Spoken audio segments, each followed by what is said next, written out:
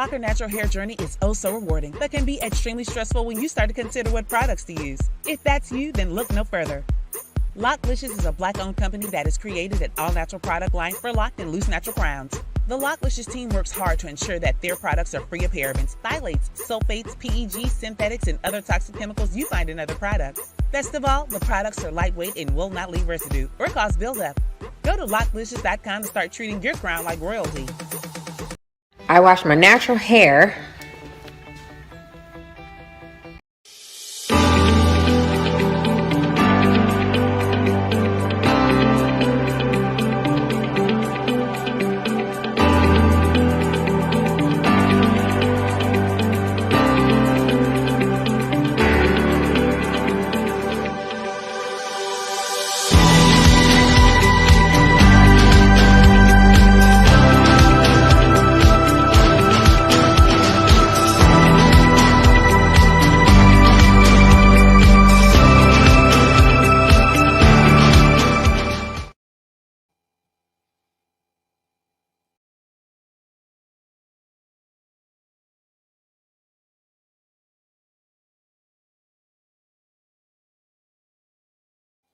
Peace to everybody in the building. Shalom, family. Shalom. Peace to everybody in the building. I hope you all can hear me. Shalom. Peace to everybody in the building. Let's have some discourse. Let's even have some fun. I got a topic that is controversial to kind of bring out. I call it controversial, not because of my personal thoughts, but because I realize that the topic is a growing controversy in the community.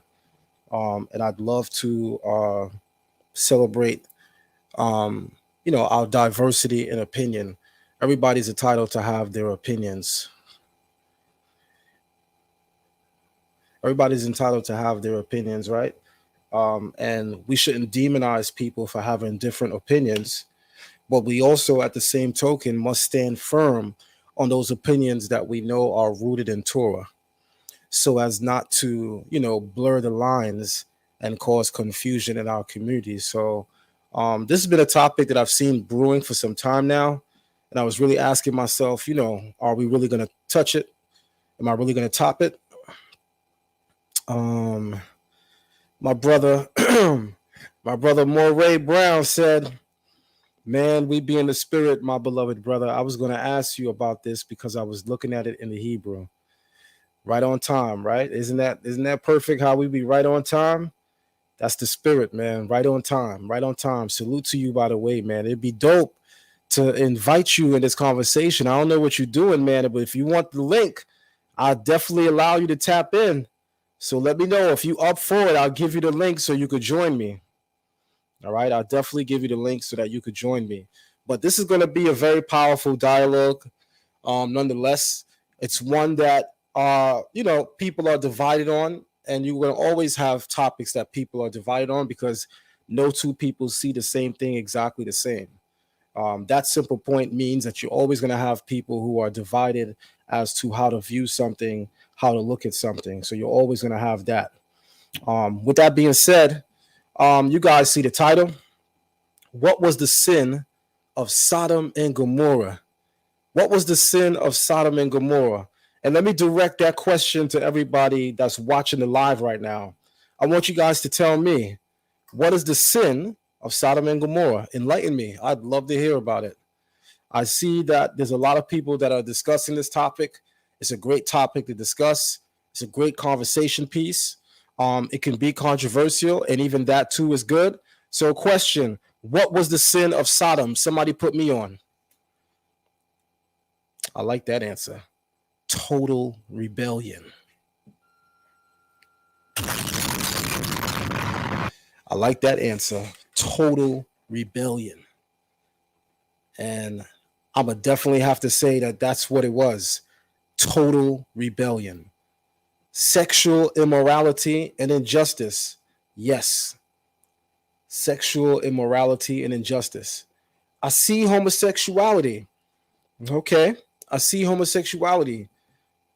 Most people believe that it was exclusively homosexuality. So maybe the question should be, guys, make sure that you surmise your answer there so we understand perfectly where you stand. Was that Sodom's only sin? Was homosexuality the only sin? Talk to me. Faithless. Okay. The prophet Ezekiel elaborates on this subject matter. Absolutely. Okay. Absolutely. The prophet Ezekiel definitely elaborates on this subject matter. But the Torah is always conclusive and concise. The Torah is always conclusive and concise as it pertains to what we are allowed to do and what we're not allowed to do.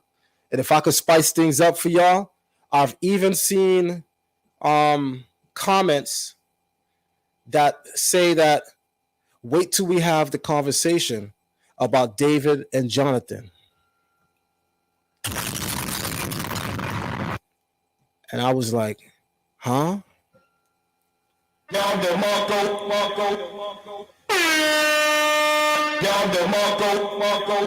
Wait till we have the conversation about David and Jonathan. What you talking about, brother? So there's a lot of comments out there right now that really forces and compels me to show my hand, to show my strength. At times I kind of like sit back and just observe, right? Sometimes I kind of just sit back and just observe because if I jump out for everything, I'm easily construed as the big bad bully. And that's how a lot of people like to paint me. Zion's a bully. And for the most part, I'm no bully. I just don't tolerate BS. I'm no bully.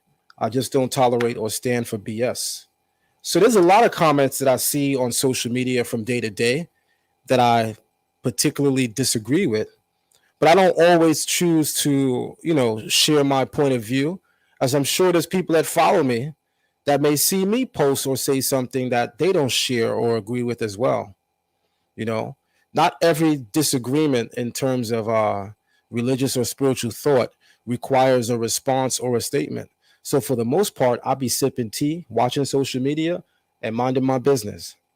But then, in a climate like what we have now, when there's a growing preponderance of people that are coming out to add strength in numbers to some of the claims that I personally believe are not rooted in Torah, then yes, at that point, I'm compelled to come out and say something about it, because as a teacher and as a leader, your silence becomes agreement. As a teacher and as a leader, your silence becomes agreement. So you got to be vocal on certain things. You have to be vocal. So that's what we're going to do. We're going to be vocal today. And I am going to bring out some things that I think are really going to be enlightening and even impactful. And what I'm going to say to everybody in the building is make sure, family, that you thumb up the video and share it live. To everybody that's watching, make sure you thumb up the video, family, and share it live. And to all of those who are supporters of this channel, make sure that you support this channel by subscribing, liking, and also by donating. All right. Also by donating. Silence means consent. Pretty much. Silence means consent, agreement. I'm cool with that. The things that you are not vocal on, the assumption is you agree. The things that you are not vocal on, the assumption is that you agree. So you got to be very, very careful on what you choose to be silent about, because sometimes in the mainstream media, your silence becomes agreement. Your silence becomes agreement, which is why I always say, you know who the true leaders are in the Israelite community and in any community in general, because they're always there, living and present and vocal when there's issues in the community.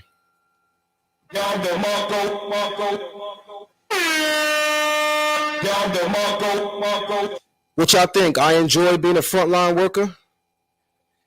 Y'all think I enjoy all the ridicule, all the backlash, all the attacks? Yeah, I kind of sort of do.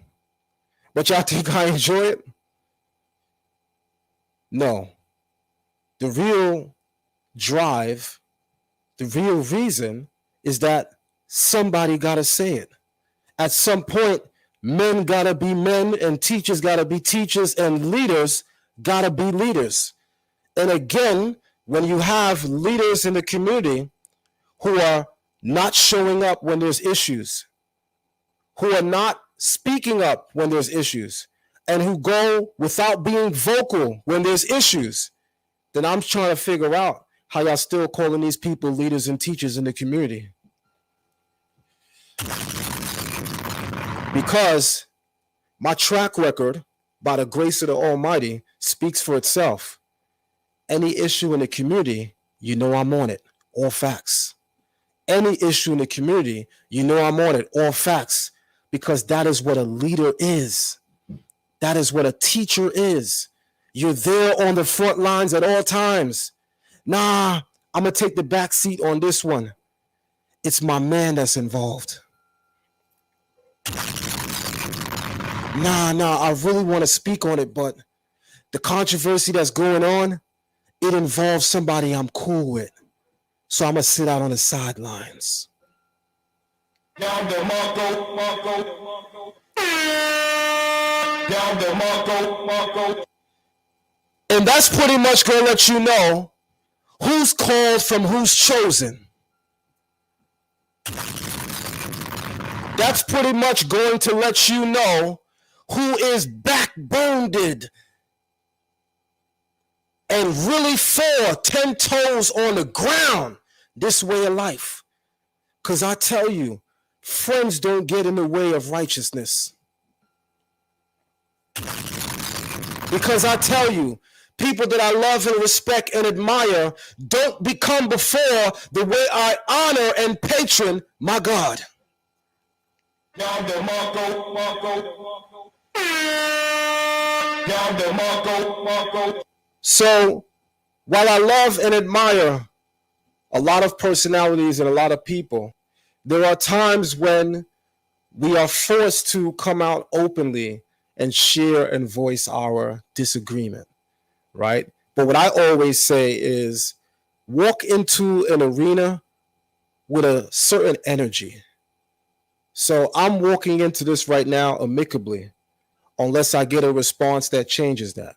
But as of right now, my behavior is amicable and my stance is even amicable. Let me shout somebody out. Who is this? Ooh, shout out to Sean for your Cash App donation, Sean. I see you right now. Thank you very much, my brother. I see you. Shalom, shalom, and thank you very much. So yeah, we're gonna go right for it. So I'm not going to pull punches, but I'm going to be very respectful because a lot of the opinions that fly around in our community, the Israelite community is such a small community, usually comes from people that we know, love, admire, and even respect. So again, my energy is not bad.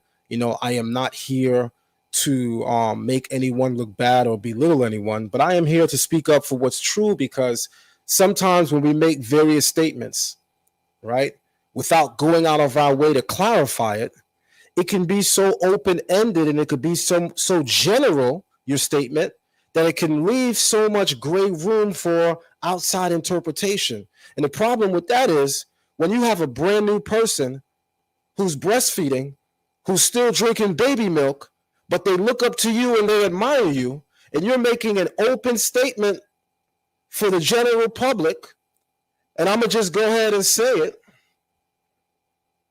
that the sin of Sodom is not homosexuality, while intelligent people who are familiar with the topic know exactly what you mean, it's the people who are not so intelligent that can easily take that and run with it and say, oh, word, the sin of Sodom wasn't homosexuality after all, and that's the demon that I'm fighting anyway? Guess I get to keep a hold of that. Oh, word, the sin of Sodom isn't homosexuality after all, and that is one of the things that I struggle with. This is what they're saying. Guess I could keep it and I don't got to throw it away. Down the Marco. Down the Marco. So this is why leaders must at all time be backboned even if it means going against the grain and you're the only one on the front line doing so.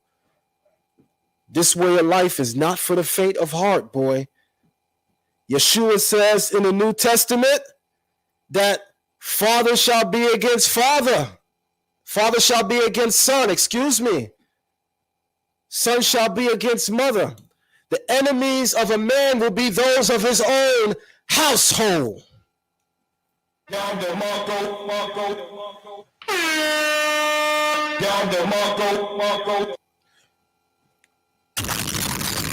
Which basically means you're going to reach junctions in life where you're not only going against the grain to bring out the truth, but you have to go against the status quo. You may have to ruffle feathers. You may have to start on friendships. But God damn it, if that's what it takes, that's what we're doing. Because we don't got time. We behind enemy lines. We down a bunch of points. And we arguing and we fighting with one another. We ain't got time to be out here playing. We don't got time to be out here playing. So that's what we're going to do today. We're going to bring the real. So let's go into the subject matter with great accuracy. And let's talk about the sin of Sodom. I'm going to go straight to Ezekiel first. Then we're going to go to the story of Sodom and Gomorrah.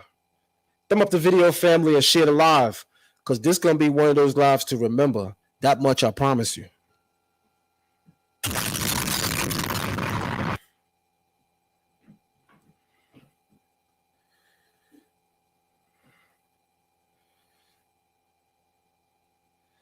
All right. I'm being joined by my brother. All right, he says, send me the link. I got a few minutes. Here you go, Moray. I'm gonna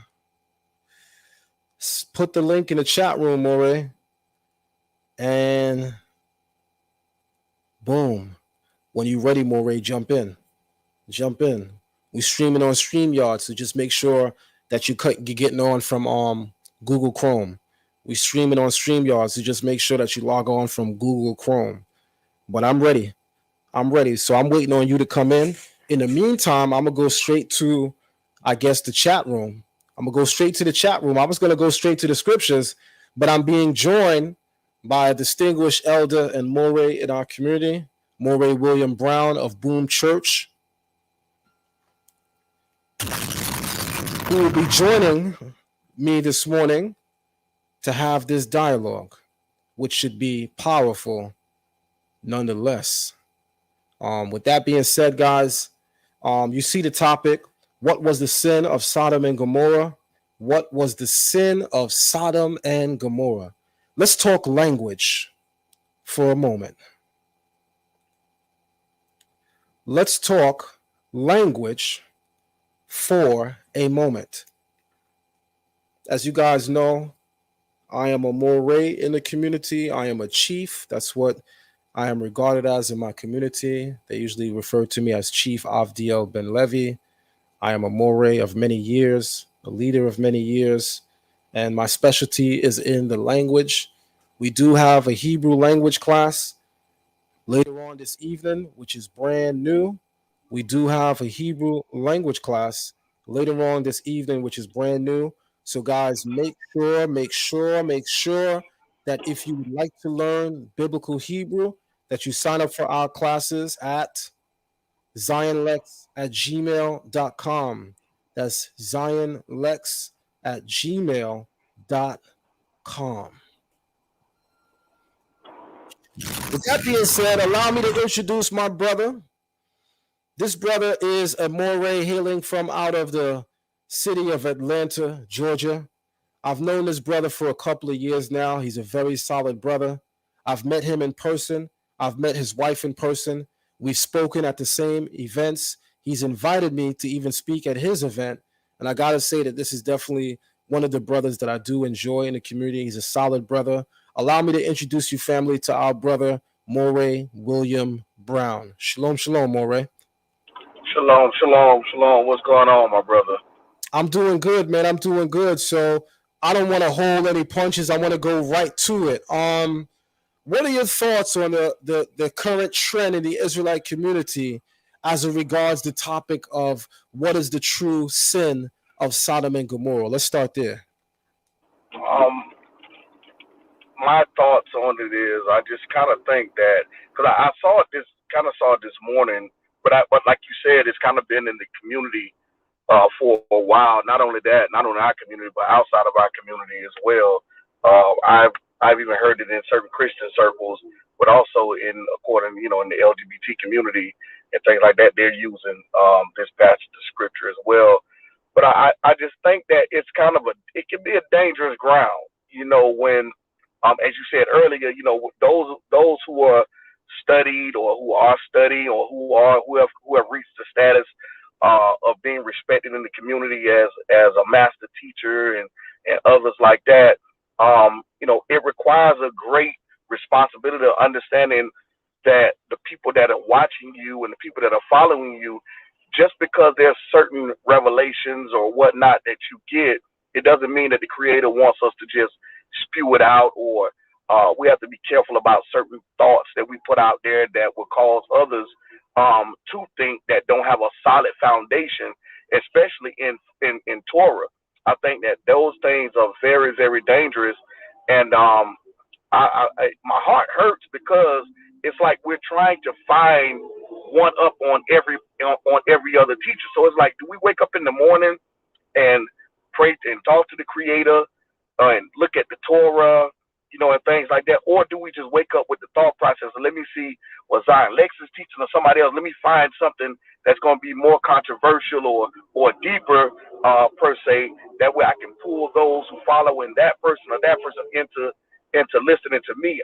It's tragic because as Israelites, we're not supposed to go the route of being that or taking the scriptures and using it in that way. So that's just my opinion on that. And I wanted to jump on because I think that I was going to hit you up, and much shout out to you, much respect, because I view you as one that's very, very astute, as in the community, one who studies, one who knows the language. I even have some of the leaders in our assembly that has taken your Torah class or take your Hebrew classes and things like that.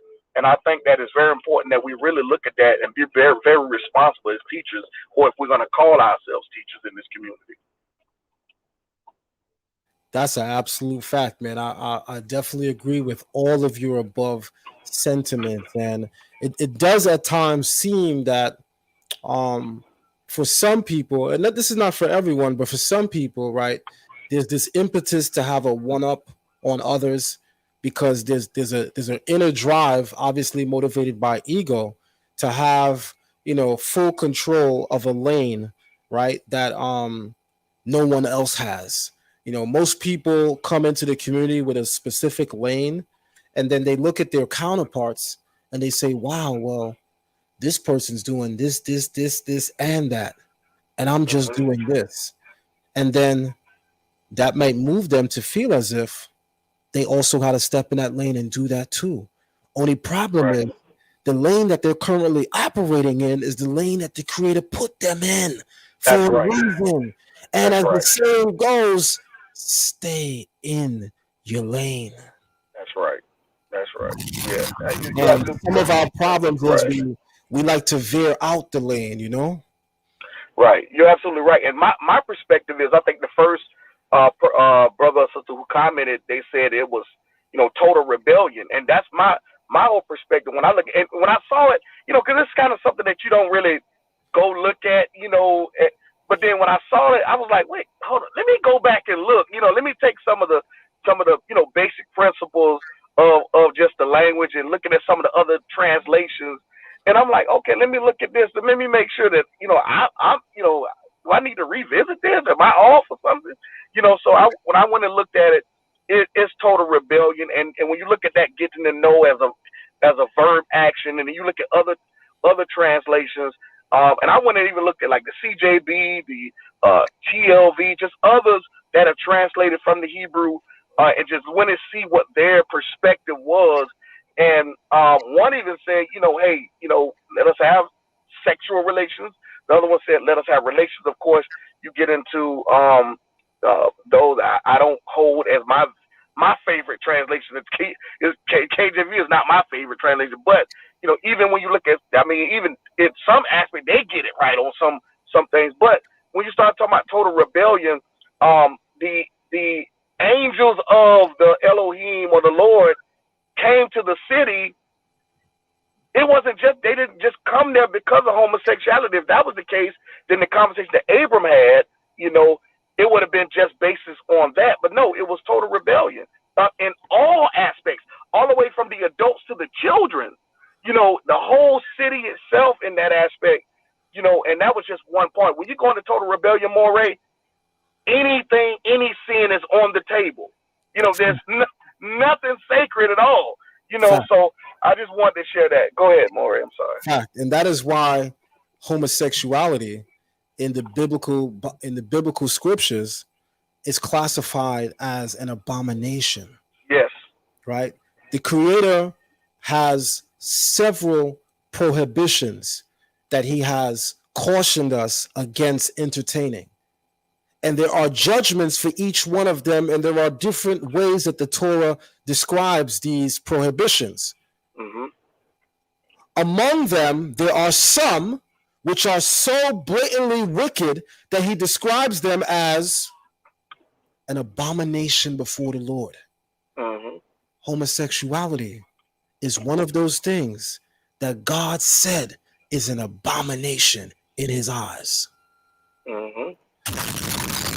That means we got to be very careful as leaders and teachers who possess so much knowledge and so much insight, which in speaking to your equal, they might understand what you mean by certain statements, but speaking to a novice, you better be sure that you clarify what you mean, or else you're giving them license to continue in the sins they walked in the door with.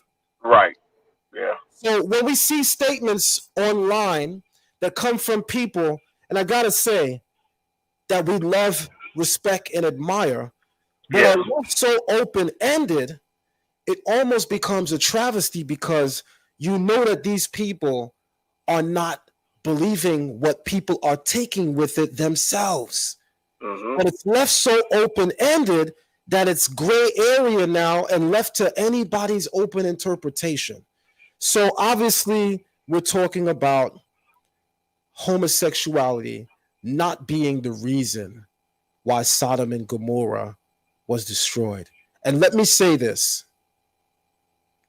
Homosexuality is not the exclusive reason that Sodom and Gomorrah was destroyed, but it was certainly the reason that the Bible emphasizes on why it was destroyed. Because I'm about to open up Ezekiel 16, where the prophet Ezekiel tells us what's the sin of Sodom and Gomorrah, and I'm about to bust some heads backwards when I say homosexuality was still referenced even in Ezekiel. But because a lot of us don't really check for the language, we may miss things. So let me just do this, Moray. Hey, Moray, before you go into that, I'm gonna jump off and watch because I'm driving. Okay. So let me jump off and watch. If I can get back on, I'll jump back in. All right. All right. Thank you very much. Shout out to our brother, Minister Dr. William Brown. I have a lot of respect for that brother, Moray Brown. He's a very respectful brother in the community, carries himself very well, has his own congregation with members that span several different states, does a lot of community action, a lot of community work. And I stand with the brother, I stand by the brother, and I respect the brother. And then watch this. We don't always agree on everything. There are things that I may teach that my brother Moray Brown may disagree with. But we are still working together because we realize that we're working towards the same end goal.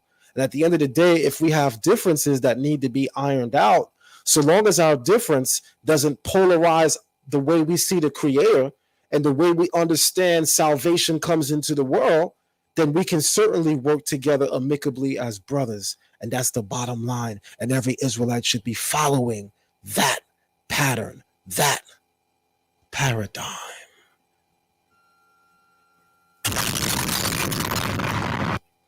Having said that, I'm going to go straight for it. All right, so let me say this really quick. Family, do remember, if you're enjoying the information, thumb up the video and share the live.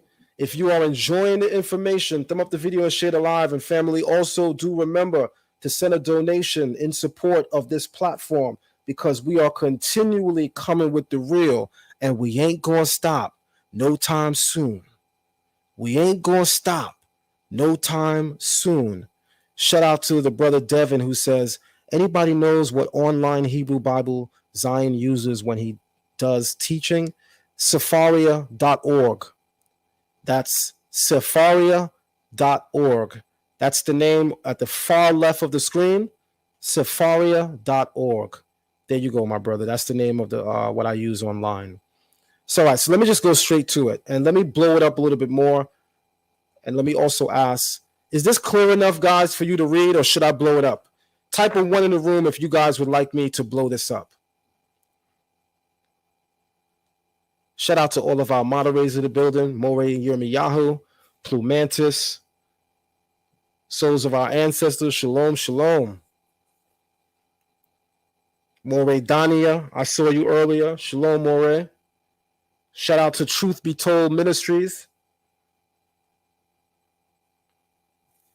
DR, shout out to you.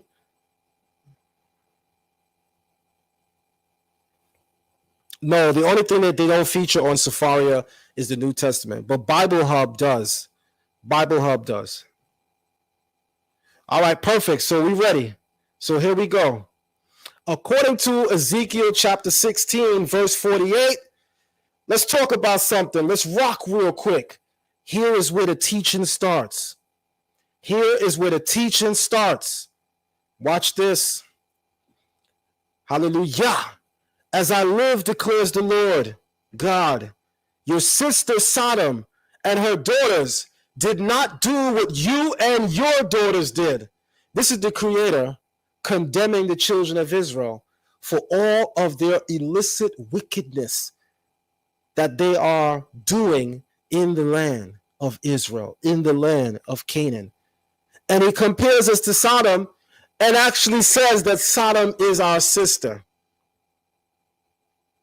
And he goes a step further and he says, even Sodom didn't do what you did and what your daughters did. That's deep. So you guys all know, especially those of you who are parents, when you got children that's bad as hell, the father look at the mother and be like, that's your kid. He from your side of the family. The mother look at the father and be like, nah, bruh, that's your kid. He from your side of the family. Meaning neither one wants to claim their kid in their wickedness. And the Creator often does that in the Torah.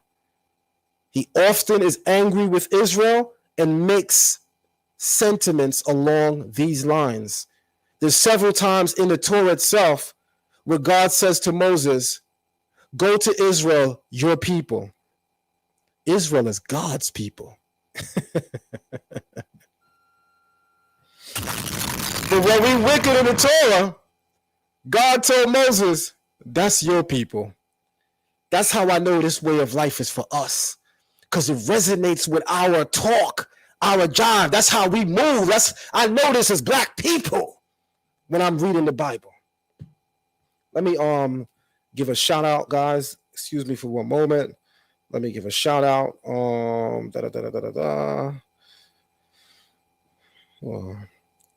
Shout out, Morey Yirmiyahu. I see you on the PayPal check-in. Thank you very much, Morey. Thank you. I appreciate that. Thank you. Shout out to Mora Chanda. Let's keep going. So the Creator calls us, refers to Sodom as our sister. And he says that her daughters did not act as wickedly as ours. That's verse 48. Now let me go to verse 49. And let me read this in the Hebrew.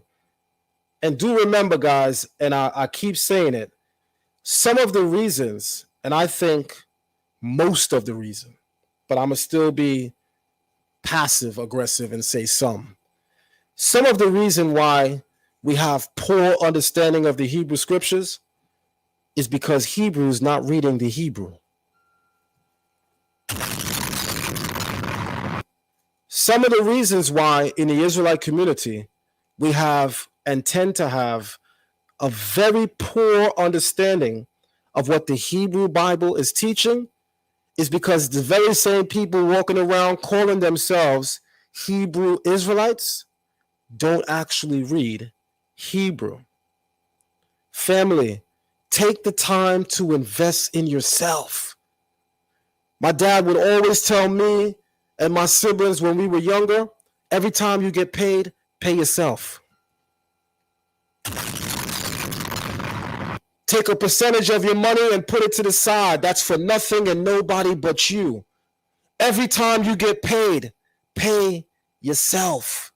Guys, learning Hebrew is investing in yourself. It's going to enhance your understanding of the culture that you say you live under. Take the time to invest in yourself. I had a guy a year ago who wanted to join my Hebrew classes. And he said, send me the info. And I did. And that's the same info you guys can see on the screen right now, verbatim. And let me blow it up so you guys can see it even more. He said, send me the info. So I said, okay. And I sent him the info. And he read through the info. And he was like, oh, you charge? Yes, I charge. And he was like, oh, I didn't know that. If I knew you charged, I wouldn't have asked you about your classes.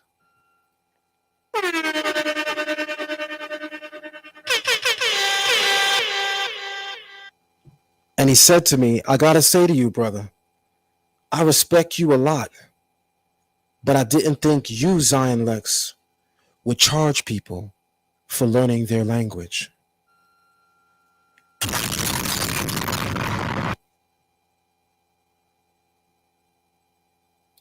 And I just stared at his remarks because I knew me, the fire was coming out my nostrils.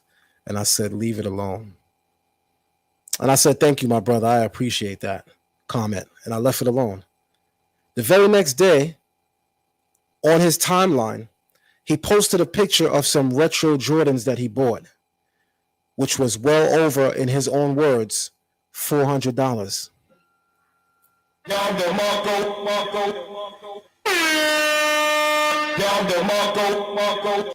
So rather than invest in yourself to learn the language that your ancient ancestors spoke and wrote this text in, you would rather pay Michael Jordan $400+ to remix a sneaker that been rotating in the community for over 30 years now. They just got a new color and changed the material to patent leather. You'd rather support and patron that than invest in yourself and enhance and change not just your life, but any and everybody who comes in contact with you for life. So I say to everybody, don't be like that brother. Don't make that mistake. Every time you get paid, pay yourself. Invest in yourself. Also, for those of you who think that a person should not charge for teaching the Bible, teaching the language, don't you know that time is money? Let me remind y'all of something. The Levites were the teachers of the Torah all throughout the biblical narrative. And the Bible doesn't suggest or make a mild gesture the Bible commands that we support them financially.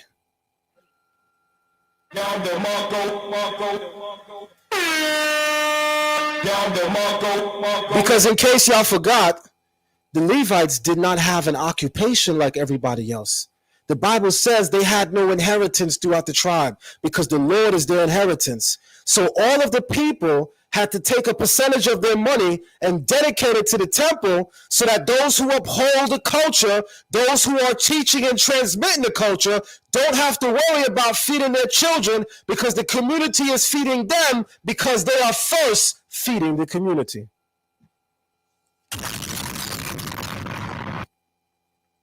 So I just got to tell y'all, I don't argue with people that say that they don't want to pay for my classes. But for people who's intelligent, I just kind of remind y'all every now and again how disrespectful that can be. Because let's just do the math right now and let's be serious with ourselves so y'all can understand how much I'm giving back. Anybody right now can go online and fact check me and type in Hebrew course and look at the prices. 1,000, 1,200, 1,500. One place said 2,300 for a 60-day Hebrew course, crash course. I was like, wow, you should be able to read the Dead Scrolls with one eye open after that and come out with a golden menorah hanging from your neck.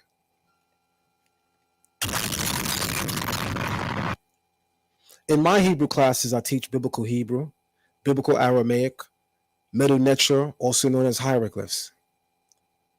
And I do it for the measly price of $300. And just so you know, those are 3 different courses that I squeezed into one course for $300. Now let's do the math. Let's say at $300, I'm in the class 2 hours a class at least, 2 to 3 times a week. Divide $300 by that for the next 3 months, and you'll realize I'm paying myself less than $3 an hour.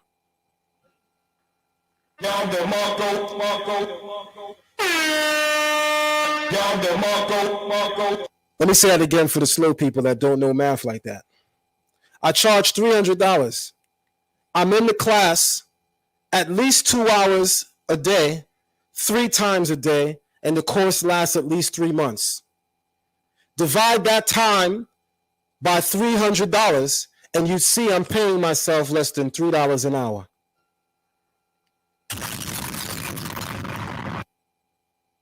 So what y'all really talking about here? I think that I'm doing a favor in the community.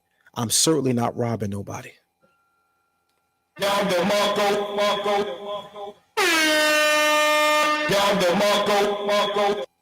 All right, with that being said, let's go to it and let's get this work.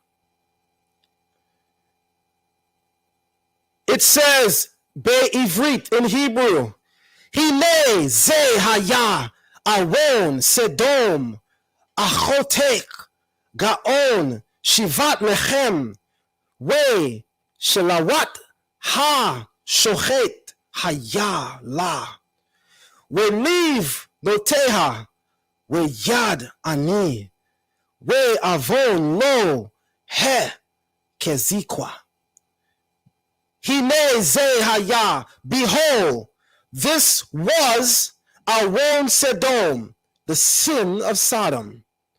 Behold, hine ze haya, this was Aron, the iniquity, Aron, iniquity, Sodom of Sodom. And he says, arrogance. She and her daughters had plenty of bread. Plenty of bread. Shivat lechem, plenty of bread, and untroubled in tranquility. Yet she did not support the poor and the needy. In their haughtiness, they committed abominations before me, and so I removed them as you saw.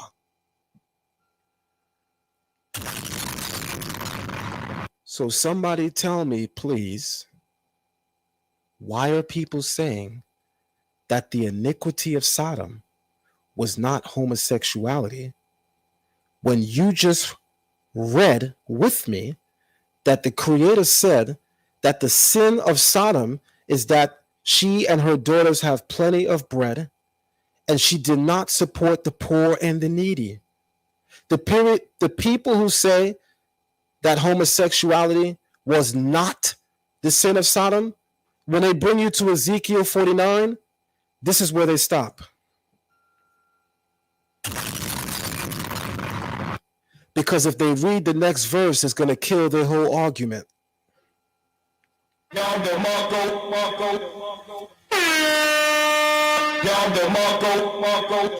Because you don't got to go to a whole next book. You don't got to go to a whole next chapter. The line right beneath it says, in their haughtiness, they committed abomination before me. Hello? The last time I checked, homosexuality is called an abomination all throughout the biblical scriptures. So the very same people telling you that the real sin of Sodom is because they had plenty and they did not feed the poor. So God rained down fire and brimstone on them.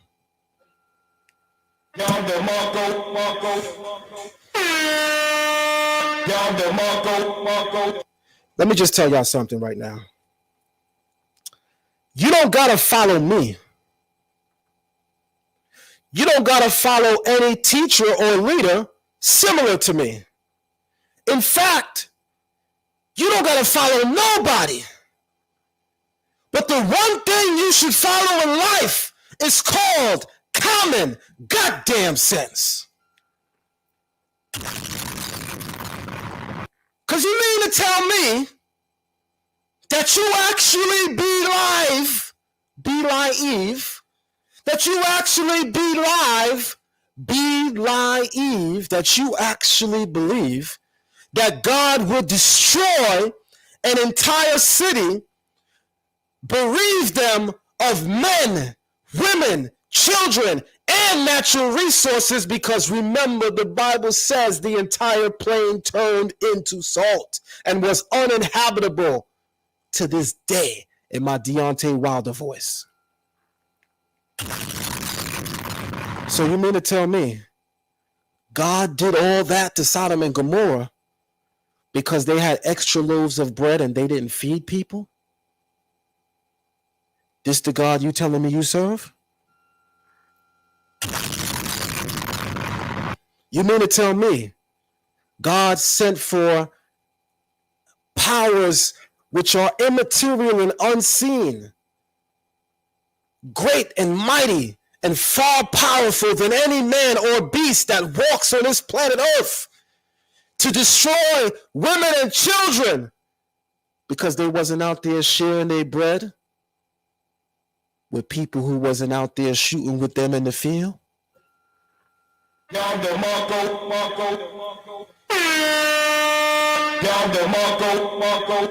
Or do you have enough common sense to read a thing contextually so as to understand that while homosexuality is not the exclusive sin of Sodom and Gomorrah, it was still the chief sin of Sodom and Gomorrah?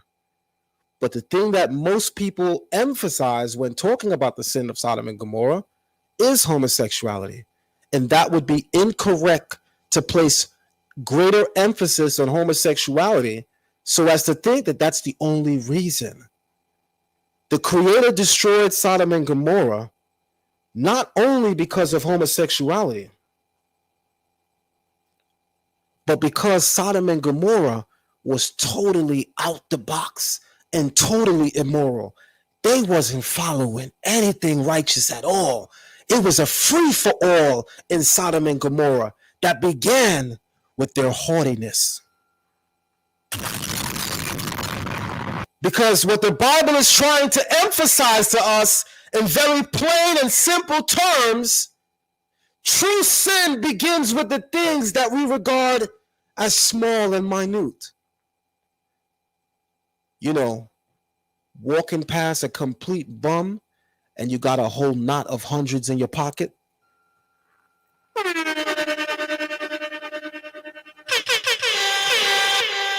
Sin begins with everyday things that you think, nah, I mean, it was foul what I did, but it's not necessarily a sin. Having plenty and walking past somebody that look like they dying out here. That is what the Bible is talking about Sodom right now. Her arrogance. First and foremost, let me teach you some biblical Hebrew, family. And let me also open up the story of Sodom and Gomorrah. Gomorrah. Because anyone that knows biblical Hebrew, it was not called Gomorrah. It's spelled in Hebrew Gomorrah. Let's look at that right now. Let's talk biblical Hebrew. Let's talk biblical Hebrew for a moment. Let me ask you guys a question. And let me also make a statement. You're going to always know when a teacher's in the room. Not because they're the most well-dressed.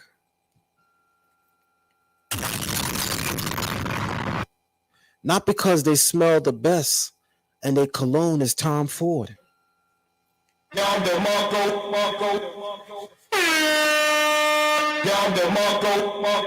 But you're going to always know who the teachers are in the room for one simple fact.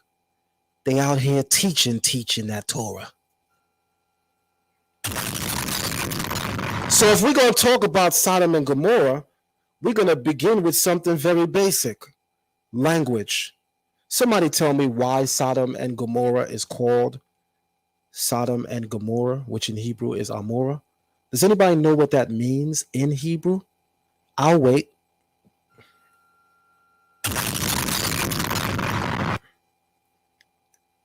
Because we teaching, right? So if we teaching. Somebody tell me.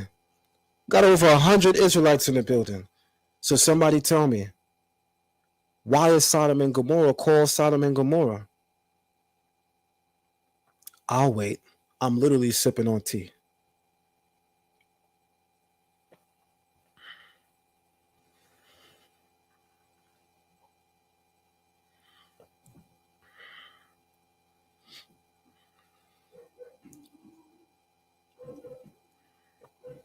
The answers are going to let you know where we're at in terms of understanding the scriptures. The answers that you see people give is going to humble them and humble you. Because just when we thought we knew a lot, we don't know much. Every one of us. Never too old to be taught something new. But you got to humble yourself. And that's the problem in the community. Before a person figures out how to truly serve, they want to become the chief and the master. I've been in the Israelite community since age 14. In 2 weeks, I'll be 42 years old. I wrote my first book when I was 36 years old. True story. Met an Israelite last year who told me he literally just came in this way of life a couple of months ago. And I was very thrilled for him because he seemed very intelligent and very energized. And he said to me, I bought your books. And I said, thank you very much. Which one? He said, I bought them all. He said, in fact, I'm going to be quoting it in my book. I quoted your first book in my book. I said, in your what?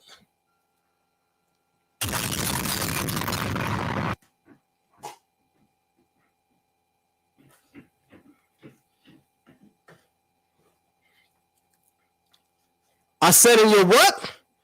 He said, my book. I said, your book? I thought you said you just came in this way of life. He said, I did. I said, I thought you said it was just 3 months ago. He said, I did. And I said, I thought you just said that you wrote a book. He said, I did. I said, what book you writing when you haven't finished learning yet?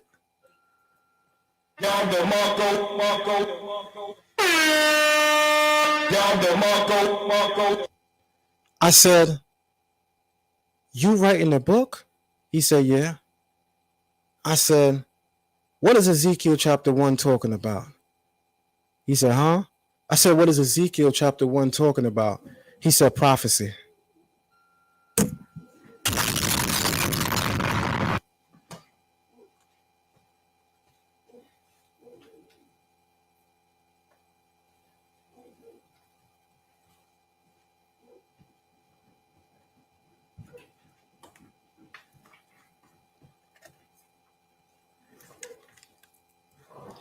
I hope y'all hearing me.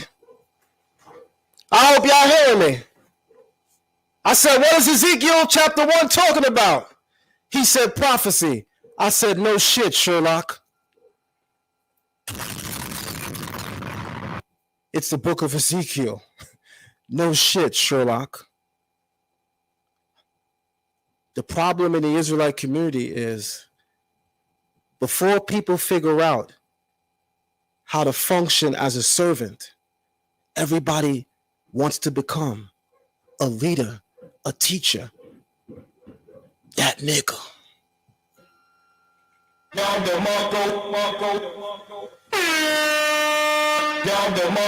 And boy, I'm speaking tough because sometimes there's no nice way to say certain things.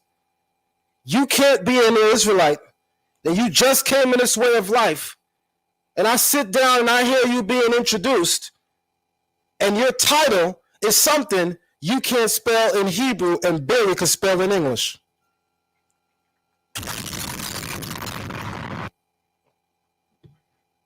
I don't understand this. But I understand what this really is. We fail as a community in part because we extremely lack in the department of humility. Let me keep going. So for those of you,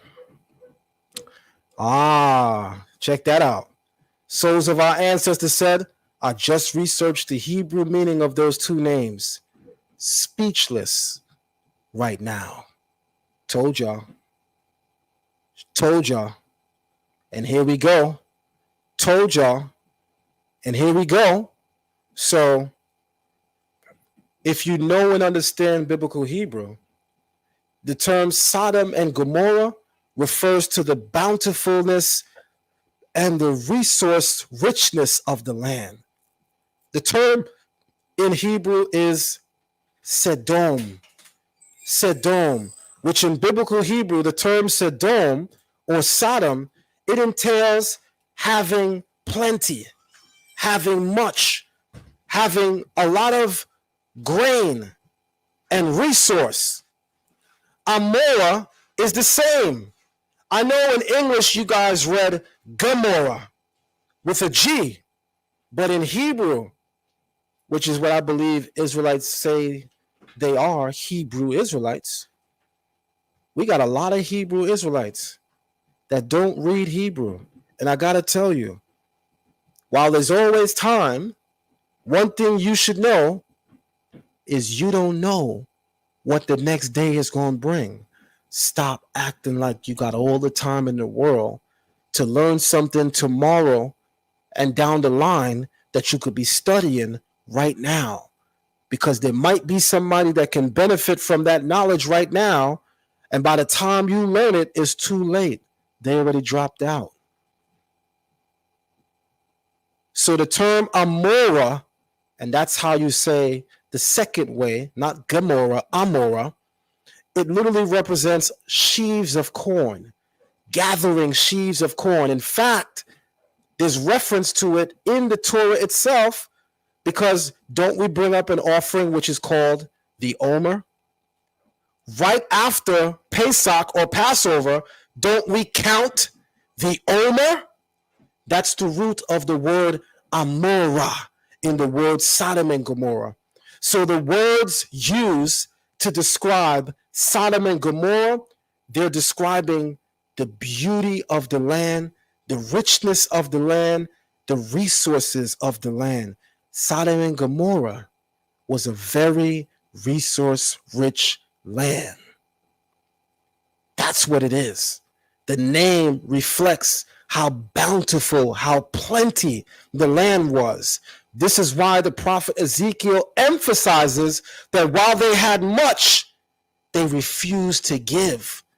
So that in part was the sin of Sodom, not exclusively homosexuality, but there should be no leader, there should be no teacher, there should be no responsible person that should go on any platform and simply say the sin of Sodom is not homosexuality, because that is too open-ended and left to the interpretation of complete idiots who are still walking around with their sexual demons, many of whom have still not figured out that men piss standing up and women piss sitting down.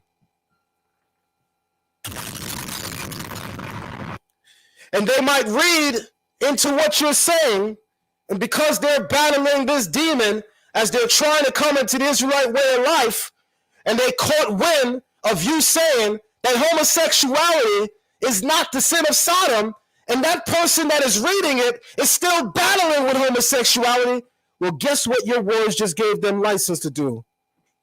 They're going to sit down and take peas for the rest of their life. Guess what your words just helped them to do?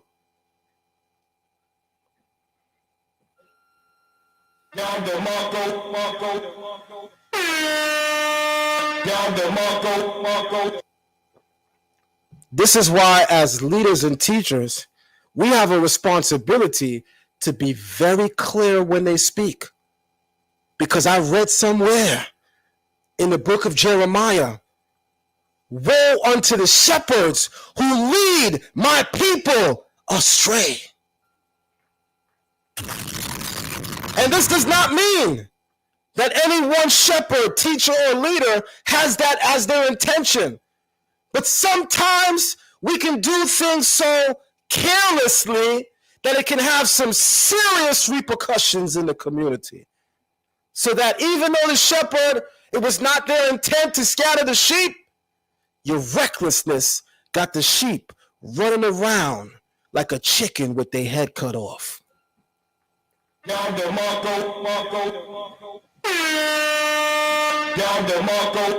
Because to make things worse, some of the comments that are continuing to come after these sentiments is, well, if the sin of Sodom is not homosexuality, then maybe we need to revisit the story of Jonathan and David.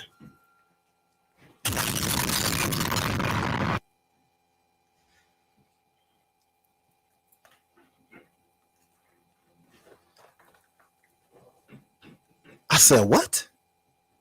What the hell am I seeing? What in the you know what am I reading? What? What you niggas is into out here?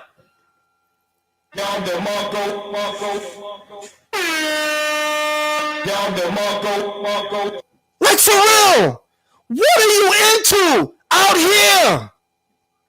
Maybe if the sin of Sodom isn't homosexuality after all, then maybe we should reconsider the story of Jonathan and David. They're not ready for that conversation.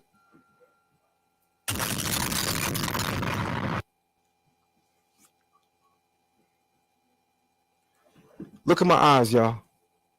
Do I look like I'm playing? This is real stuff that people out here saying. Right now. Right now. This is why I'm saying, as leaders and teachers, you have a responsibility to be thorough in interpreting these scriptures. And you better realize that the God of this Bible will not be mocked at all.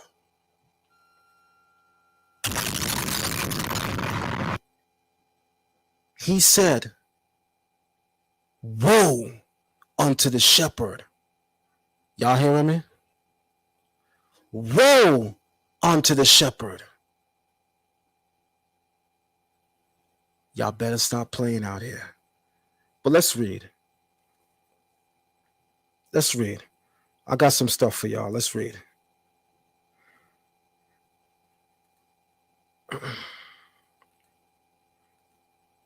Thumb up the video, family, and share it live.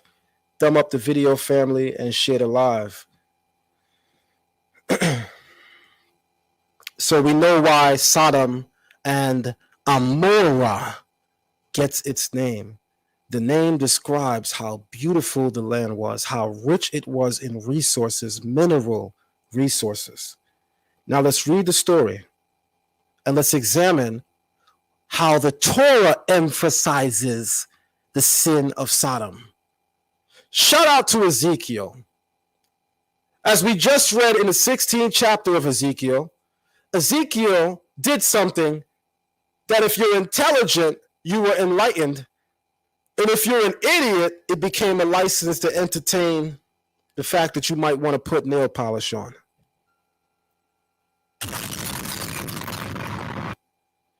If you're intelligent, after reading Ezekiel 16, it strengthened your understanding of why God destroyed Sodom and Gomorrah.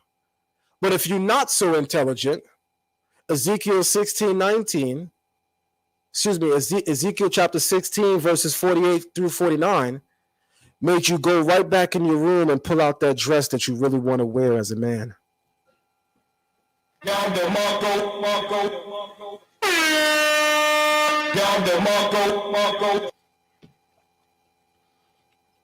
So let me keep reading.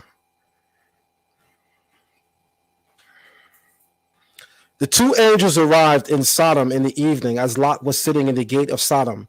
When Lot saw them, he rose to greet them, and bowing low with his face to the ground, he said, "Please, my lords, turn aside to see your servant's house to spend the night and bathe your feet. Then you may be on your way early." But they said, "No, we will spend the night in the open square." These angels wanted all kind of smoke, and I'm with that. These angels knew what the mission was. They knew why they were coming to destroy the city, and Lot is offering them a lodging place, and they trying to tell Lot, "We ain't came here to lounge and hang out, homeboy. We came here literally to bring the smoke. So we gonna sleep in the open tonight." And Lot pleads with them because he knows the actions and thoughts of the men of that city. And Lot was not thinking, "No, guys, no. You can't sleep in the open. No, I can't allow you to do that. If you sleep in the open, the Sodomites won't share their bread with you."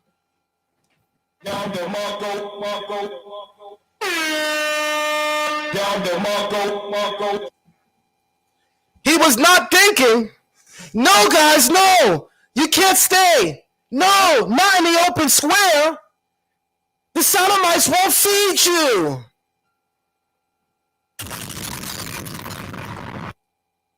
Some of y'all are stupid.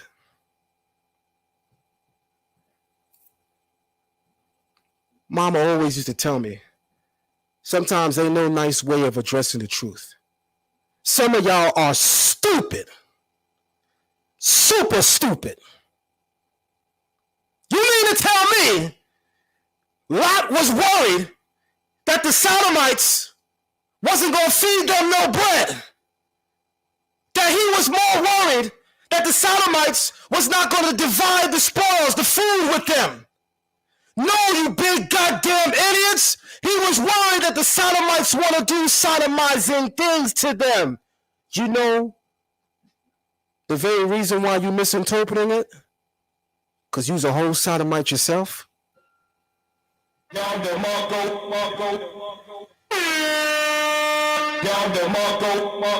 Because I don't know not near netta, no real one. I ain't never heard a real one, ever, in my history, in the Israelite community of which I got a lot of history. I ain't never heard a real one come here and say that the sin of Sodom is because they didn't feed no bread. I ain't never heard a real one say that Lot was more concerned that the Sodomites wasn't going to break bread with them. Lot was concerned that the Sodomites was going to break their back.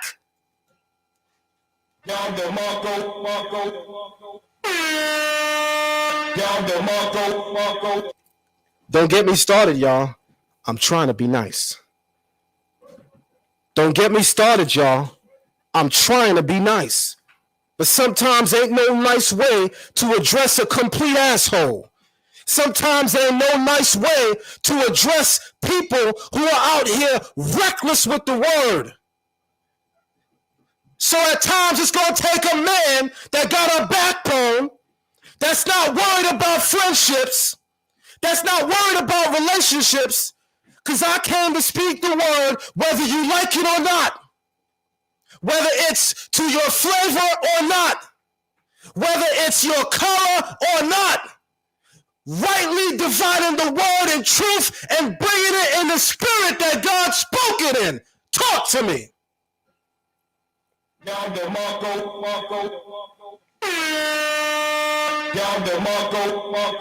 I'm not done, and I wish you jump out the window.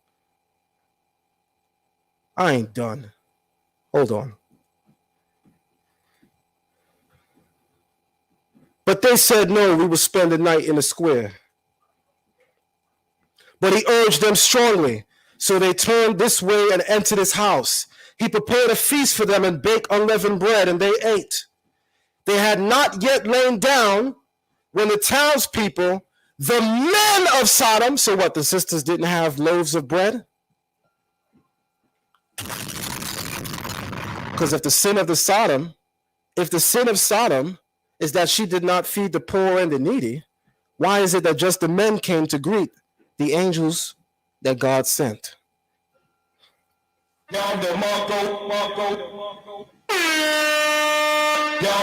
keep telling y'all, people always ask me, they say, Zion Lex, I really do enjoy your teaching, Zach. But sometimes, brother, you could be a real jerk. Zion, I enjoy your teachings, man, but sometimes you be sounding real arrogant, Zion.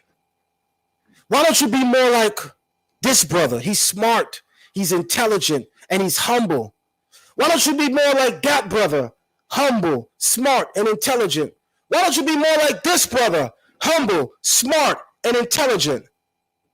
Y'all want to hear my response? So there was a prophet called Elijah that God sent to deal with some wicked people. Now, every prophet of the Lord ain't the same. And God uses his prophets the way that he so chooses. He got some prophets that's all about the smoke. Then you have some prophets that are a little bit more tactful and humble. But when dealing with certain issues, God got certain prophets on deck, ready, not to be humble with it, not to be calm, meek, and docile with it, but to give that fire, that brim smoke, and all of the smoke. And this prophet Elijah said, in terrorizing, and that's what he was doing, the prophets of Baal, he said, if your God is truly God, then summon him. And I will do the same. And cause him to perform a miracle before us. And I will do the same. And Elijah performed a miracle before their eyes. And the prophets of Baal did not do the same. And that's the difference between real leaders and people trying to step in their lanes. We are not the same. And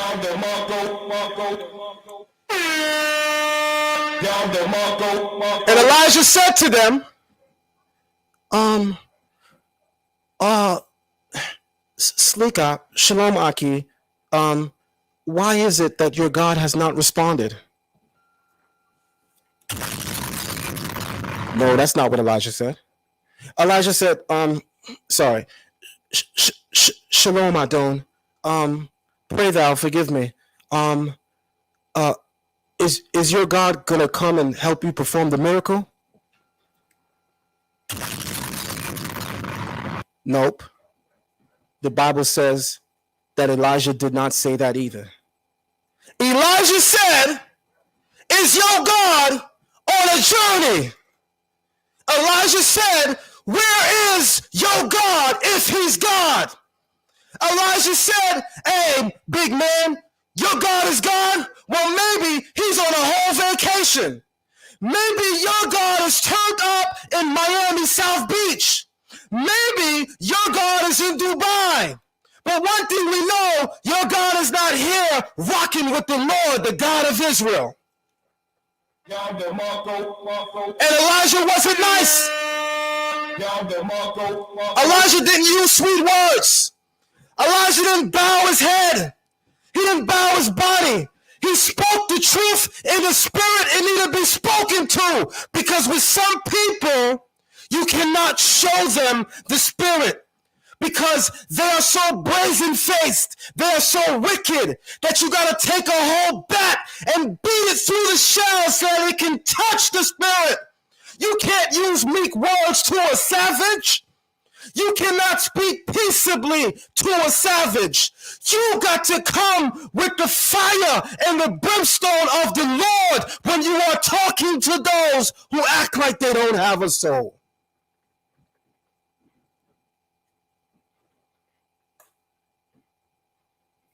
And that's why I'm different than a lot of your teachers. Because I show up to represent the community, no matter what the cause. And my receipts are there. 10 toes on the ground. When something is going down, I'm there. I'm vocal. I'm not quiet because, what's the charge? Damn. With a minor? That brother? Damn, that was a very popular brother, and that's my homeboy. I'm not going to speak on the matter at all. And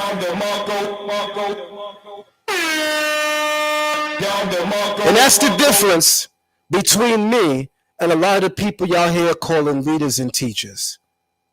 I don't blur the lines. When you're wrong, you're wrong. Period. I didn't end the relationship or the friendship when I called you out for sexually illicit actions with minors. I did not end the relationship when I called you out for having sex with minors. No, you ended the relationship with God and with me as your friend when you pulled down your pants and had sexual relations with minors. You better get it straight. So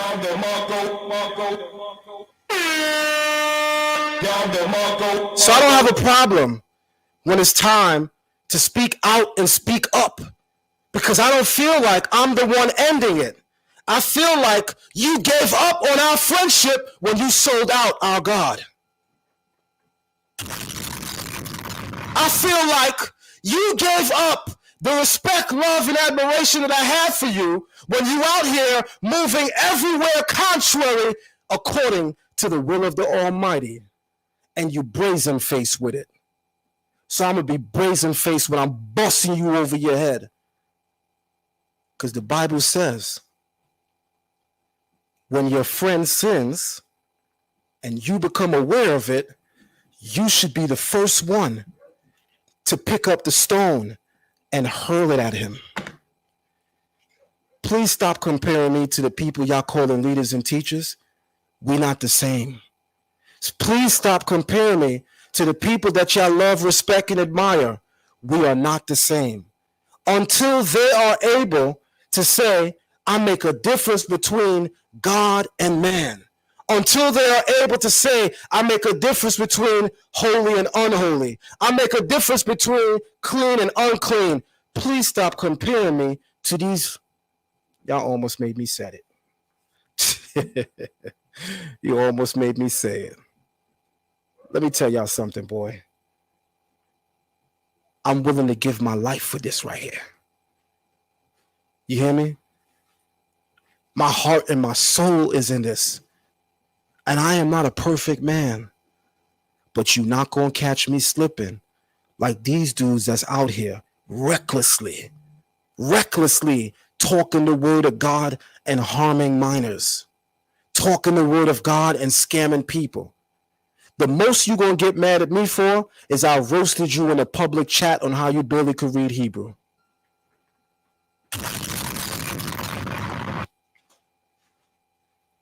All right. If I'm guilty of that, lock me up. If I'm guilty of that, lock me up. Let's continue.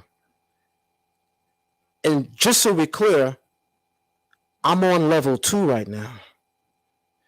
Please jump out the window so I could take my energy to level 10. Just to be clear, I'm only on level 2 right now. Please jump out the window so I could take my energy from 2 to 10.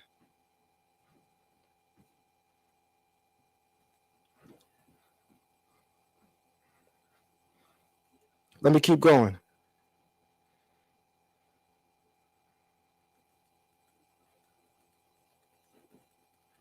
And they shouted to Lot and said to him, "Where are the men who came to you tonight? Bring them out to us, that we may deny these niggas bread." Some of y'all are real stupid. And they said to Lot, "Where are the men who came with you tonight? Bring them out, that we may publicly shame them by not feeding them."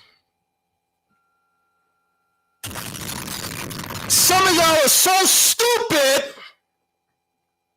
that you super stupid.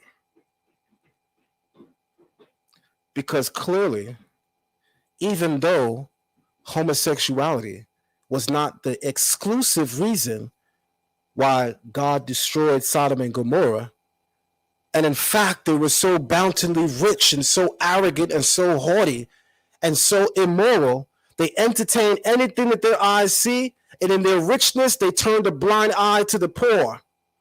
While Ezekiel highlights that, don't forget in the next sentence he adds that they also committed abominations, which homosexuality is described in the Bible as an abomination. But I know what it is. I know what it is.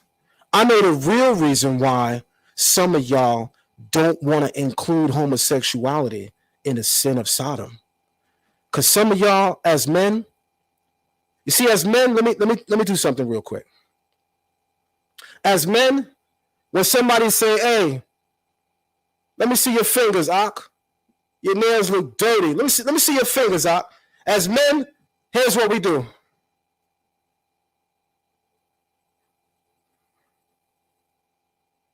And all you niggas that want to talk about the sin of Sodom is not homosexuality, is because when you check your nails, you check it like this.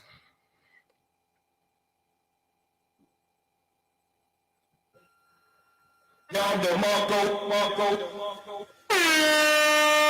Down the Marco. Let me keep going.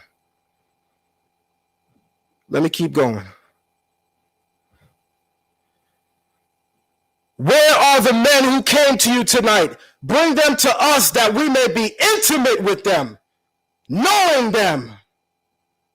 That's sex. The same way God described Adam going into Eve, sexual intercourse with other men. That's what the Bible emphasizes in the story of Sodom and Gomorrah. How you know? Excuse me, y'all. Let me take the Bible off the screen while I curse a little bit.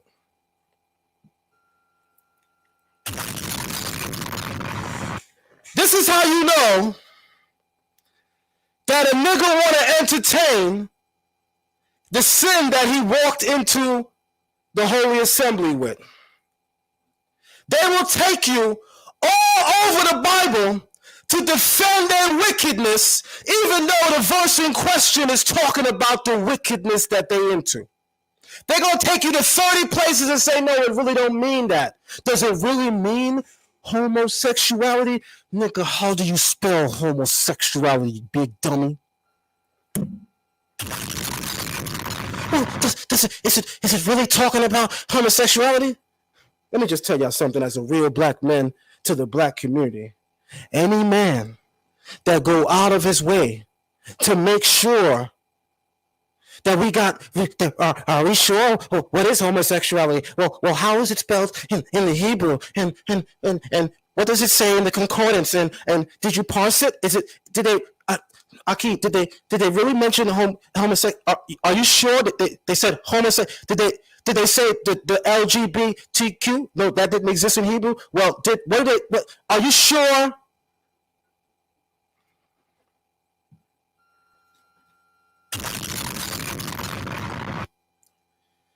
Suspect behavior where I come from.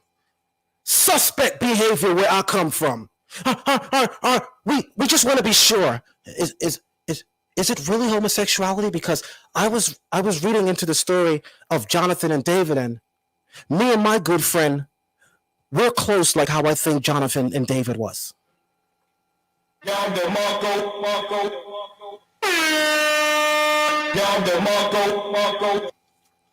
And that be the problem. And that right there be the problem.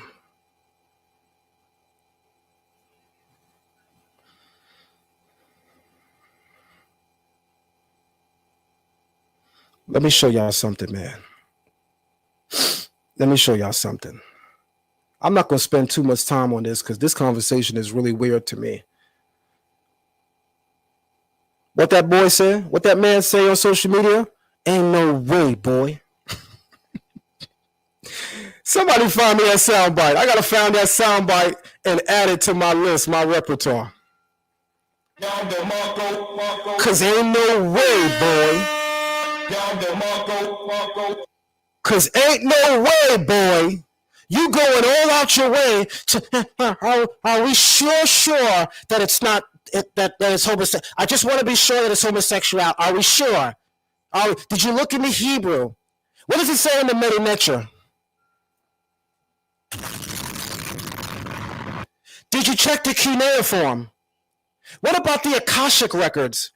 Do the Akashic records say anything about it?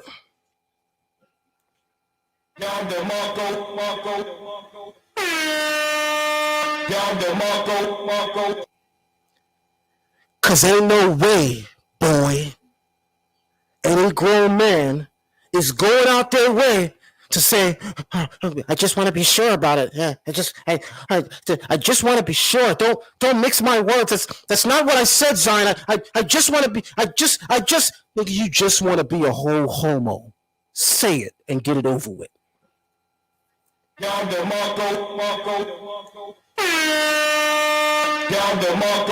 got one more line that I'm going to read. I ain't wasting time with this. We got one more line that I'm going to read. And it says, bring us the men that we may know them. So Lot went out to the entrance and shut the door behind them. And Lot said, I beg you, my friends, do not commit such an iniquity. And listen to the reason why Lot shouldn't be ruling with Abraham in the first place. And why God was so happy that Lot said, we're going to separate, Abraham. I'm going to go my way and you're going to go your way. And Abraham really didn't want to separate because that was his nephew and he was trying to do good by his brother by taking care of him. But I'm sure God was going, no, Abraham, he just threw you an alley hoop because Lot is off.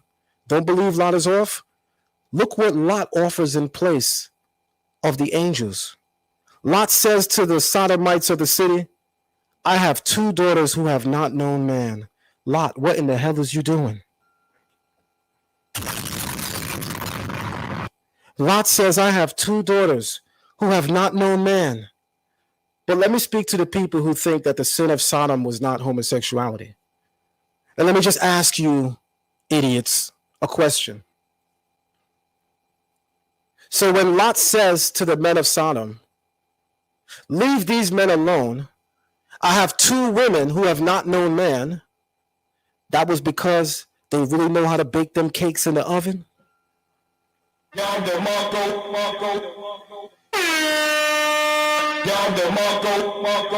Because as you idiots are saying, the sin of Sodom was just that they didn't feed the people bread.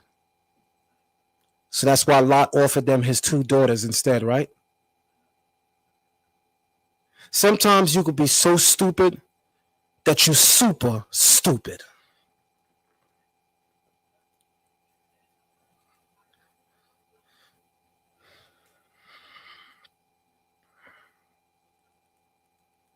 Lot says, let me bring them out to you.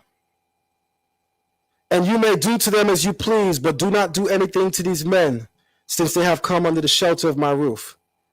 And what did the men of Sodom say? No, Lot, stand back. We don't want the women to break the bread so that they can finish baking it and offer to them, and then we refuse it. No, we want the men to break the bread so that after they break the bread, we can then tell them you can't have no bread. Y'all see how this shit ain't adding up and ain't making no sense?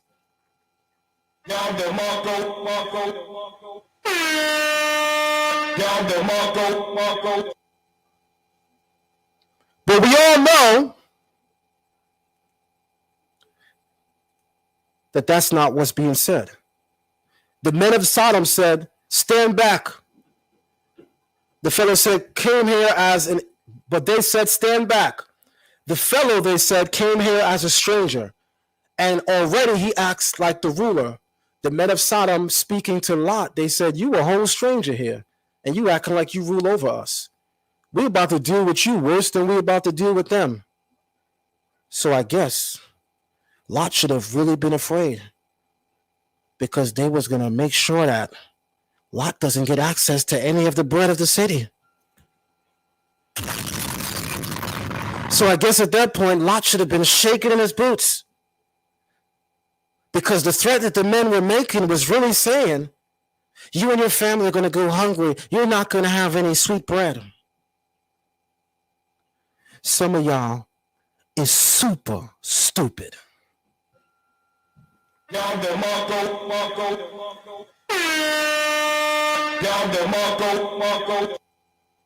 And they pressed hard against the person of Lot and moved forward to break the door.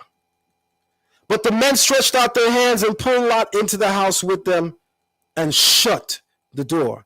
And the people who were at the entrance of the house, young and old, they struck with blind light, so that they were helpless to find the entrance. Then the men said to Lot, whom else have you here? Sons-in-law and your sons and daughters, or anyone else that you have in the city. Bring them out of the place. For we are about to destroy this place, because the outcry against them before the Lord has become so great that the Lord has sent us to destroy it. In other words, I can't believe that they're not out here feeding grown men with bread. We have got to destroy this city. Something has got to be done about it. But to the sodomite behavior and the gang rape, that's not our concern. But them turning a blind eye to feed people, that's a much larger issue here. I already know what some of y'all entertain just by the foolishness y'all kicking and saying.